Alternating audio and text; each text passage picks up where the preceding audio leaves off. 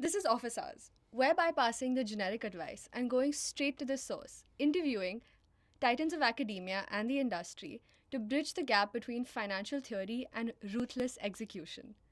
Today we have with us Dr. Vamsi Krishna, who has completed his doctorate degree in finance from IIM Kozhikode and is an assistant professor of finance at Flame University and was my professor last semester for mergers and acquisitions as a course. His research interests are corporate bankruptcy and corporate finance, among others, and we're thrilled to have him here with us. Thank you so much for taking the time to have this conversation, sir. Thank you for inviting me. Professor Vamsi, your research highlights how business groups operate on their internal capital markets. And in a world where startups often die because of the venture capital tap running out, how do you see these massive conglomerates venture into new industries using internal capital? So basically, when a startup is running, it relies on external funding.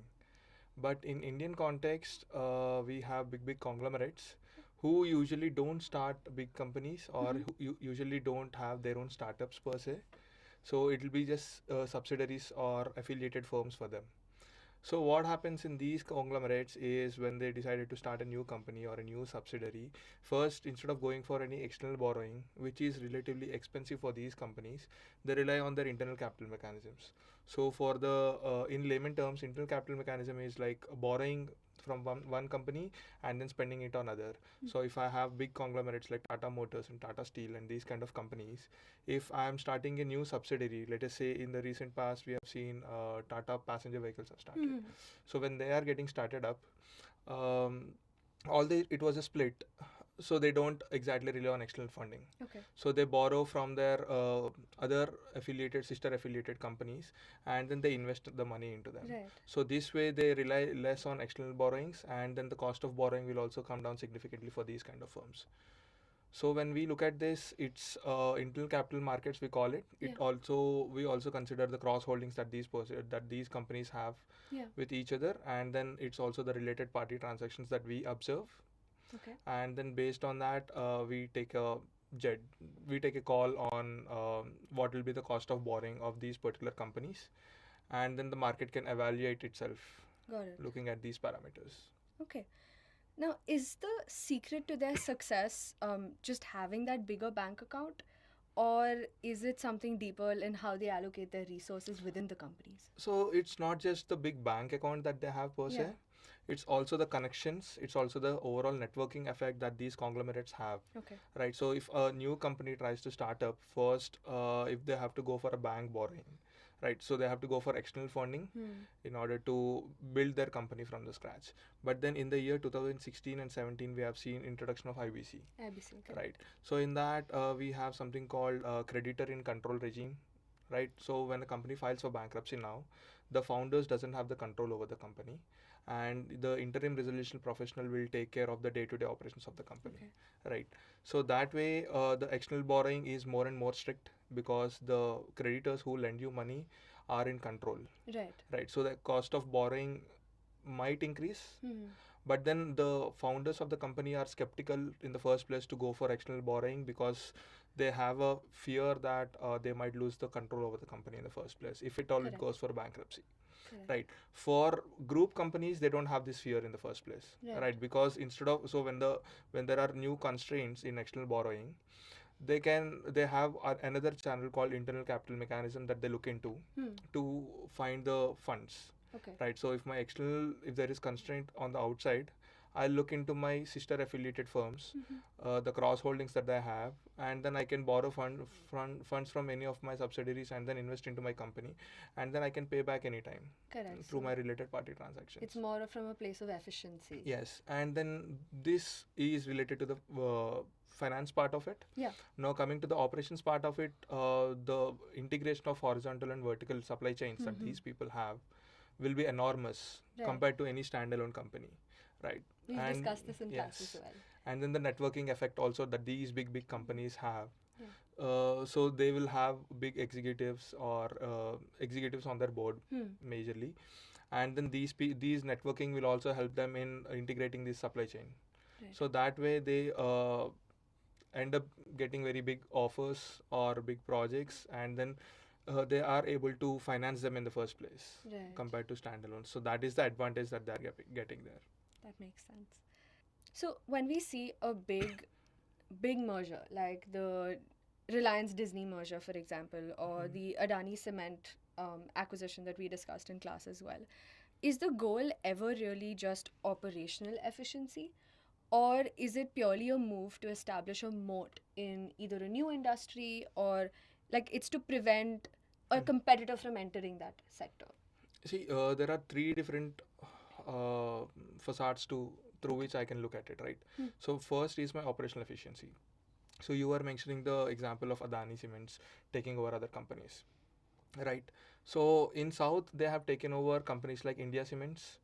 That is majorly because of that integration of that vertical supply chain, right? Yeah. So these companies already have their existing supply chain network in the southern India, whereas Adani Cements doesn't have it.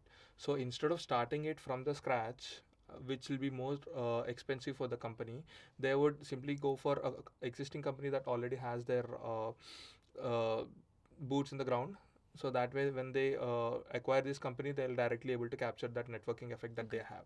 So for the second, from the second lens, I would say that there might be some incremental technological advantages that their competitors have, that they want to bring in on board.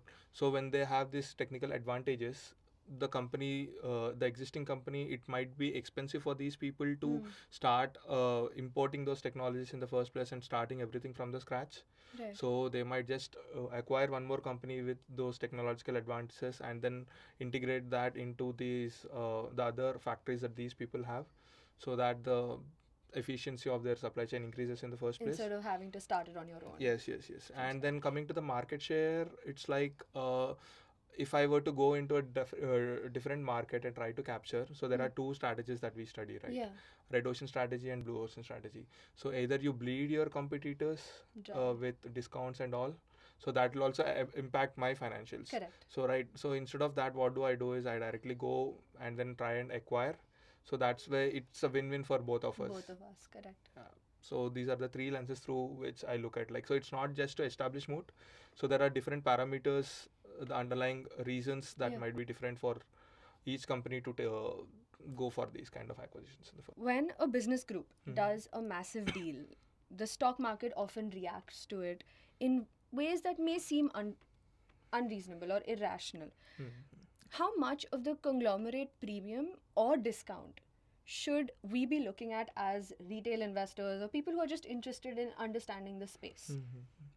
And if a group is moving money from a profitable subsidiary to a not so well doing subsidiary, either because it's struggling or for whatever reason, how can an outsider see the truth behind this accounting facade? Okay, so in the first place, when a company announces a merger, right? So first we need to look at what are the revenue sources of these companies, right? So what proportion of revenue is coming from which particular operation of that particular company. Correct. And then when a merger is happening, what is the new new target company is bringing in to the table for me, right? So is it because of their supply chain integration that they have, or is it because of the technological advances that these people have, or is it just because of the market share that these people want to capture? So instead of bleeding them, they might just go and acquire it, right? So basing on these parameters, I would actually look at the financials of the company and then try and understand what is the sources of the revenue for these companies in the first place. And when they're going for the acquisition in the first place, what is the mechanism through which they're going for that acquisition? Is it because of the cash deal? Is it through a cash deal that they're making, or is it because of the or is it through the stock, or is it to a leverage buyout, borrowing money and then going for acquisition, right? So if it is a leverage buyout or if it is a stock premium, it will be easy for me to understand, because I would then see the cost of borrowing and the returns that I get from this from investing into this particular venture. Right, so if I get good returns and if it is able to balance the cost that I have in long run, I'm okay with this. The market will behave differently to it, right? And if it is a stock deal, then we need to look at if the premium that is getting paid is justifiable in the first place. Right. So that is second part, right? So this is just from the deal payment point of view, Yeah. right? So from big conglomerates point of view, what is the supply chain integration that the new company is bringing in? Okay. Is it because the new technology that the target company is bringing in can be helpful for me, can be helpful for my sister affiliated firms also, right? Right. So that way the spillovers of these so-called business groups will be much higher. Okay. So that is the business group's premium that you will be looking at. So you have to see how justifiable the premium or the discount is based on Yes. what the company is bringing on the table. Yes. So for people who are looking to build wealth by investing, what are some of the red flags, as we discussed in class as well, what are some of the red flags that you can look into a merger announcement to either stay away from it or understand the approach better? So first, I would look at the corporate governance aspects in this. Okay. So when the acquiring companies, so after acquisition, what is the proportion of the share Okay. percentage that these people will have? The Asian Paints and Yes. Berger Berger Paints case that we did in class. Yes. Yes. So I would look at the percentage of ownership. Yeah. So based on that, I would be understanding who is the most beneficial person out of this. Okay. Right? So there might be supply chain integration that might be happening, or there might be in the case of Asian Paints and Berger, we were trying to understand the market share that these people were trying to capture through this particular Absolutely, merger, yeah. and then the integration of their channels. So this will Correct. also help the networking part of the company, right? So when we look at these aspects, this is fine. But then when I'm looking at it, in order to understand the red flags, so what is the so it goes back to the payment. What is the payment mechanism that is happening in this? So Okay. is it because of cash, leverage buyout, or stock premium? So if it is stock premium that I'm paying, I would like to look at the ownership of the promoters in the company, Okay. and then say ki if the promoters have higher stake and then yet they are ready to pay the premium, then I don't have a problem. Right. Because as a minority shareholder, he is taking the same cut as I'm taking, Correct. so I don't have any problem. Right. If it is cash that they are trying to pay, then the retained earnings of the company will get impacted. Then I would like to look at it like so what is the so far dividend that was paid to me in the last 10 years or 15 years, and because of this so called drain in liquidity that happened because of this particular merger, will it impact my dividends in the first place? Usually conglomerates will take care of that part where the dividends will not get impacted in the Right. first place, but it will definitely impact the overall liquidity that the company has and the retained earnings that the company have in the first Correct. place. So I would like to look at it, and then I would like to see if the company is completely getting drained of the excess liquidity that it has, and I would like to see the retained earnings that the company have, and based on these parameters I would identify whether to invest into this particular merger or not as a retail investor. Coming to the advice for our audience, if you want to reach the 1% in finance, top 1% in finance, is it better to be in a small cog, bulge bracket bank, or a strategist inside the M&A division of maybe a big conglomerate that does more mergers and acquisitions regularly? So if you are a part of a bank, so majorly you will be dealing with the valuations of the company, the financial modeling part of the company. You will be able to understand the forecasts of the company, the revenue forecast that the company will have in the future, and then you will be only looking at the financial part of it. Okay. Right. When you look at the strategy part of it, so if you are in the execution team of that particular strategy that discusses the post merger integration and all these things, you might have a chance, not as a fresher definitely, but then down the line 5 years or 6 years later, uh, once you move a little up the hierarchy, then you can probably think of, like, you might be a part of the discussion that will happen in the boardrooms. Right. You might be a part of the boardroom. So Okay. then you will understand the strategy or the discussions that actually happen in boardroom. What are Right. the different components that go into that, right? So it's always like, so if you enter into big banks and then take a job up there, so everything is streamlined in that, right? So each role will be allocated a particular set of tasks, KPIs to do, and then you have to match it, that's it.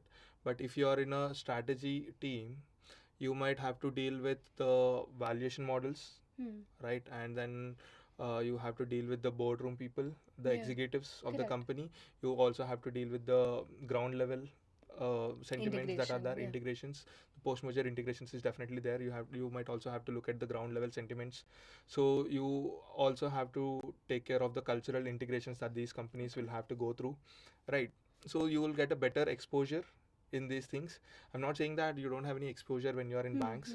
So the exposure that you get there is majorly into the finance part of it. Okay. But then when you look at it from a strategy point of view, you have to take care of the financials and also the execution part of it. That makes So sense. you'll have a broader exposure when you're in the strategist roles. So adding on to that question, do you think that the real wealth is being created in advisory, like banking advisory, or in execution, like we're talking, the strategy part of it? Where do you think the real wealth is being created? See, if I am a private wealth management company or any PE that is investing into a particular merger, Right. then I would stay in that merger for probably 5 years, 10 years. After that, I'll probably exit. Yeah. If I'm in the corporate strategy part, then I would have my investments in that particular company for a little longer duration than a PE. Okay. So the PE might exit after first round or second round of additional funding that they get, Right. and then they might exit the company. But if I am actually in the strategy or execution part of it, my post-merger integration for some companies will take 10 years, 15 years, 20 years. So I will be a part of that, and then that is where I actually make a real money. And that's also where the learning curve is more steep. Yes.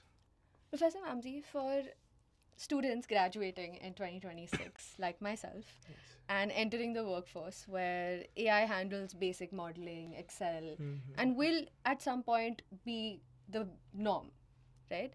What is that hidden curriculum that most students miss that we should try to focus on? I think first thing is, I mean, this might come as a routine advice, but then try to read the newspaper. And it's not reading the newspaper, try and link the dots and try and analyze it, and try to read between the lines. Okay. So there are certain things that the corporate executives might not directly openly say it, but then if you try and read between the lines, you'll understand what exactly are they trying to imply there, right? Yeah. So based on the inferences there, you have to work. So the basic financial modeling is taught everywhere now. These days. There are online courses for your financial valuation also. So when these companies trying to hire you in the first place, they'll try and look at what is it that you're bringing additionally onto the table. Okay. So some people might be good at their communication skills or people convincing skills. Some people might be really good at financial modeling or the valuations that they have, valuation models that they bring in. So there are different parameters that you need to work on. So it's not just financial modeling, valuation. You might also need to work on your sales pitch, and you might also need to understand. You might also need to work on the integration part. So some news at some corner of the world, you can try and link it to the current merger that you're working on, and then execute it in a better way, relatively better way. That makes sense. So if technical skills have become like the baseline, right? How does a young professional build that deal intuition or even differentiate themselves if everyone is doing the same thing? So I would now then ask the students to work on different pet projects. Okay. Right. So if you go to Bloomberg Lab and if you check out Bloomberg, so you can integrate two companies into a deal. Yes. Right. So when the deal happens, the Bloomberg will give you a hypothetical value of the premiums and then the prices that these people pay, what happens to the supply chain integration and all these things, right? So you can work probably on that, right? Taking it as a pet project, try and integrate two companies together when they go for a merger, what exactly is happening, how is the premiums working up, what is the supply chain integration that they have. And if you are the analyst or if you are in the board meeting as a corporate strategist, how would you execute this particular deal? Right. So it's all about the synergy at the end of the day in mergers. Yes. And how would you want to increase that synergy levels? We've discussed synergies a lot in class. Yes. And I truly enjoyed the course. Thank you. In concluding thoughts, what is something no one tells you about building a career in finance? And if you have any concluding thoughts for our listeners, that too. Maybe start reading newspapers every day.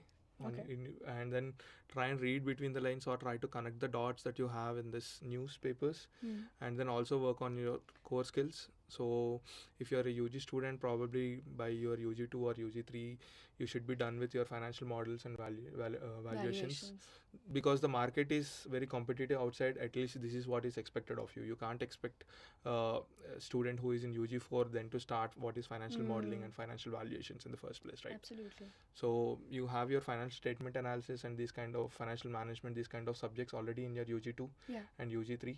So by the end of UG3, you are expected to actually master the financial modeling and valuations. Then you can write your own research papers, or you can have your own pet projects on how these deals will turn out in the first place. What is synergy? How can I bring in? How can I improve the synergy between two companies? So all these things I can do it in my pet project, so that when a recruiter actually comes to you and asks you, what is it that you are bringing additionally into the table, you have an answer to that. Absolutely. In fact, I know for a fact that our conversations from class have actually helped me in my interviews. And I mentioned it to you in one of the meetings we had, where talking a lot about strategy and synergies and mergers and acquisitions, I was given a case in an interview and I was able to crack it because of all the classroom discussions that we've had. So thank you for that as well. Thank you so much for watching. Please drop us feedback and talk to us about your takeaways in the comments. Like, share, and follow. And we'll see you in the next office hour. Thank you. Thank you. Thank you, sir.